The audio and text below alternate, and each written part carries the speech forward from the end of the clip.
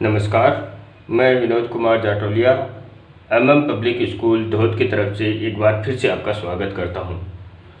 प्यारे बच्चों, इससे पिछली क्लास में हमने दो सर्वसमीकाओं के बारे में अध्ययन किया था। उन दोनों सर्वसमीकाओं को किस प्रकार से हल किया जाता है, किस प्रकार से उनकी पहचान की जाती है और किस प्रकार उनकी सहायता से गणितीय समस्याओं को हल किया जाता है, ये सब हमने सीखा था।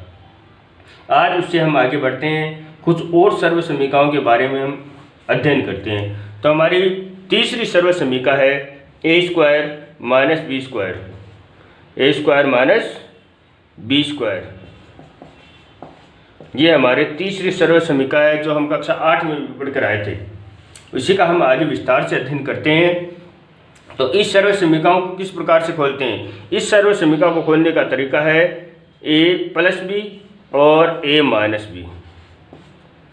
याद रखना है बच्चों, जब a square minus B square आए तब एक बार कोष्टक में प्लस में, एक बार कोष्टक में माइनस में, इस प्रकार से इसे लिखा जाता है। अब इस सर्वसमीका की सहायता से हम गणितीय समस्याओं को किस प्रकार से हल करते हैं, देखिए प्यारे बच्चों। जैसे प्रश्न आता है 2x प्लस 3 और 2x माइनस 3, इन दोनों को एक तो आपको गुणा करके लिखना होता है और एक हम डायरेक्ट सर्वसमीका की सहायता से हल कर दें। तो देखिए, एक बार तो गुणा करके देखते हैं और एक बार सर्वसमीका की सहायता से हल करते हैं। इसे हम पहले तो गुणा करके देखते हैं। गुणा करना आपको कोष्टक को कोष्टक से गुणा करना मैंने आपको सिखाया था। इस कोष्टक को इस कोष्टक से गुणा करना है। तो गुणा करने का तरीका मैंने आपको सिखाया था। पहले इस संख्या को दोनों संख्याओं से गुणा करेंगे, फिर इस संख्या को दोनों संख्या से गुणा करेंगे। तो देखिए, पहले गुणा करते हैं 2x को 2x से, तो हमें प्राप्त होता है 4x स्क्वायर। ठीक है, फिर 2x को माइनस 3 से गुणा करते हैं तो 3 दूनी 6x, तो प्लस और माइनस तो हो गया माइनस। 2 को 3 से गुणा करते हैं तो हमारे पास में आते हैं 6 और ये x। आगे बढ़ते हैं, प्लस और प्लस तो हो गया प्लस, 3 को 2 से गुणा करते हैं तो 6 और ये x, प्लस और माइनस हो गया माइनस, और 3 को 3 से गुणा करते हैं तो 9। इस प्रकार से करेंगे। अब ये तो है माइनस 3x माइनस 6x और ये प्लस 6x, 6x में से 6x कट के ये तो हो जाएंगे 0। तो हमारे पास में आता है 4x स्क्वायर माइनस 9। एक तो तरीका ये हुआ जब हम कोष्टक को कोष्टक से गुणा करते हैं। अब एक डायरेक्ट हम सर्वसमीका का उपयोग कर लें, तब किस प्रकार से करते हैं? तो देखिए, हमें पता है कि दो कोष्टक हमारे पास में है, दोनों कोष्टकों में समान संख्या है, जबकि एक कोष्टक में तो प्लस का निशान है, दूसरे कोष्टक में माइनस का निशान है। इसका मतलब ये कौन सी सर्वसमीका हुई? यानी a प्लस बी और a माइनस बी बराबर होता है a square minus B square. ये सर्वसमीका हमें प्राप्त हो गई। तो इसको इसी के अनुरूप लिख देते हैं। तो a बराबर तो है 2x और b बराबर है 3। तो पहले तो लिखते हैं a स्क्वायर यानी 2x का स्क्वायर, ये तो हो गया a square, minus B square यानी 3 का स्क्वायर। स्क्वायर कर लेते हैं, 2 का स्क्वायर तो हो गया 4 और x का स्क्वायर हो गया x स्क्वायर, माइनस 3 का स्क्वायर हो गया 9। इस प्रकार से सर्वसमीका का उपयोग करके हम इसे हल कर सकते हैं। तो प्यारे बच्चों, पहचान करनी है सर्वसमीका की और उसके अनुरूप आगे बढ़ना है। एक और उदाहरण मैं आपको बता देता हूँ सर्वसमीका की सहायता से किस प्रकार से हल किया जाता है, किस प्रकार के प्रश्न आते हैं। जैसे प्रश्न है 25/4 x स्क्वायर और माइनस वाई स्क्वायर बटा 9। अब इस गुणनखंड को आपको हल करना है। ये गुणनखंड है, इस गुणनखंड को आपको हल करना है। तो देखिए कैसे करते हैं। तो अब पहले तो इसे उस सर्वसमीका के रूप में बदलना है और उसके अनुसार आगे बढ़ना है। तो देखिए, 25 का वर्गमूल तो होता है 5 और 4 का वर्गमूल होता है 2 और x स्क्वायर का वर्गमूल होता है x, और इसके साथ में ऐसे हम स्क्वायर लगा दें। इसको खोलेंगे तो वापस इसी तरीके से खुलेगा। जैसे जैसे 5 का वर्ग तो हो गया 25, 2 का वर्ग हो गया 4 और x का वर्ग हो गया x स्क्वायर। वापस इसी रूप में हमें प्राप्त हो गया। आगे बढ़ते हैं हम, आगे बढ़ते हैं तो माइनस y का वर्गमूल तो हो गया y स्क्वायर का वर्गमूल तो हो गया y और 9 का वर्गमूल हो गया 3। अब जो हमारी सर्वसमीका है उस रूप में प्राप्त हो गई। हम लिखेंगे a square minus B square बराबर होता है a प्लस बी और a माइनस बी। हो गई।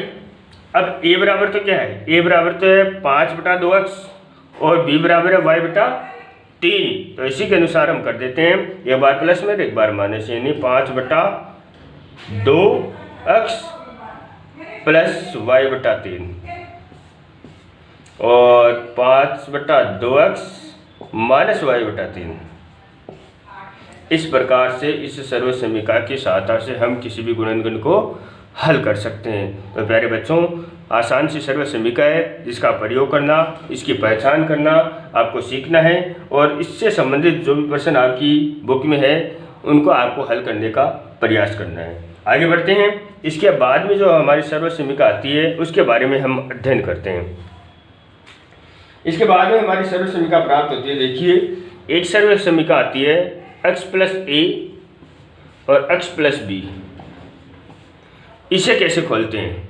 इसे देखिए, गुणन, पहले तो हम इस कोष्टक को कोष्टक से गुणा करके देखते हैं और उसके बाद में इसे डायरेक्ट तरीके में आपको बताऊंगा कि डायरेक्ट इसे किसी प्रकार से हल किया जाता है।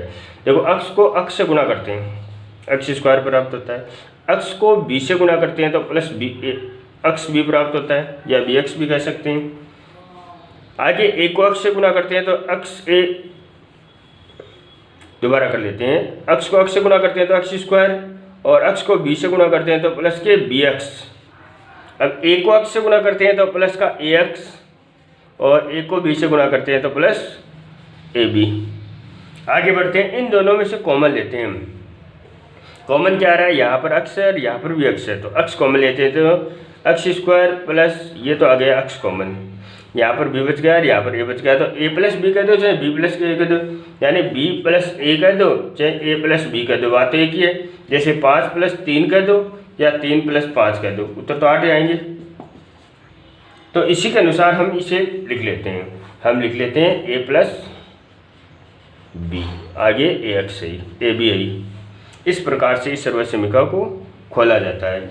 x + a और x + b बराबर होता है x² प्लस x कोष्टक में a + b और प्लस ab। इस प्रकार से इस सर्वसमीका को खोला जाता है। अब इस सर्वसमीका की सहायता से हम कुछ समस्याओं को हल करते हैं, कुछ उदाहरण इस सर्वसमीका के देखते हैं। तो देखिए प्यारे बच्चों, जैसे प्रश्न आ गया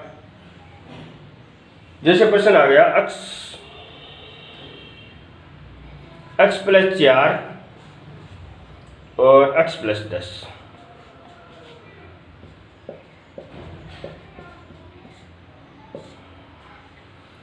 अब इसे हम किस प्रकार से हल करते हैं? तो देखिए, हमें पता है x + 4 और x + 10, यानी x + a और x + b। a और b में अलग अलग संख्या होनी चाहिए, तभी हम a और b कहेंगे। दोनों समान संख्या आ जाएगी तब हमें को, जैसे इसकी जगह हमारे पास में आ जाए x + 4 और x + 4, तब हमें इस सर्वसमीका का प्रयोग नहीं कर सकते। तब हम कौन सी सर्वसमीका का प्रयोग करते हैं? हमने पहले पढ़ के आए थे, हम इसे करेंगे x + 4 की होल स्क्वायर, यानी a + b की होल स्क्वायर वाली गुणनखंड या सर्वसमीका की सहायता से हम इसे हल करेंगे। आगे बढ़ते हैं प्यारे बच्चों। तो हमारी सर्वसमीका लिखते हैं। सर्वसमीका है हमारी x + a और x + b बराबर x² plus x a + b और प्लस ab। अब इसकी सहायता से इसे हल करते हैं। x बराबर तो x है और a बराबर 4 है, b बराबर 10 है। आगे बढ़ते हैं, तो हम लिखेंगे x² plus x a + b, यानी 4 + 10 और प्लस ab, यानी एक और b को गुणा करना है, 4 × 10 हो गया।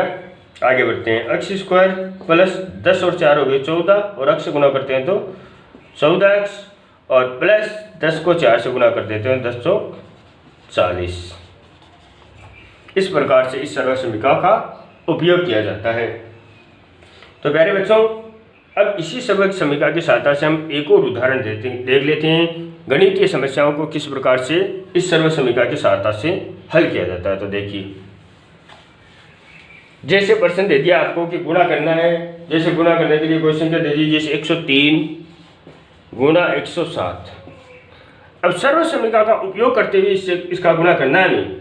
एक तो डायरेक्ट गुणा करते हैं 103 को 107 से, और एक सर्व समीकरण की सहायता से किस प्रकार से गुणा करते हैं। क्योंकि अब 103 होते हैं 100 प्लस 3, तो 103 की जगह हम लिख लेते हैं 100 प्लस 3, और 107 होते हैं 100 प्लस 7। तो हमारी सर्व समीकरण बन गई। देखिए x प्लस ए और x प्लस बी, x बराबर तो 100 है, दोनों कोष्टकों में x की जगह एक ही संख्या है, और एक a बराबर 3 है और b बराबर 7 है। तो हम इसे सर्व समीकरण के रूप में लिखते हैं, यानी x प्लस ए और x प्लस बी बराबर होता है x square plus x a plus B और प्लस ए बी।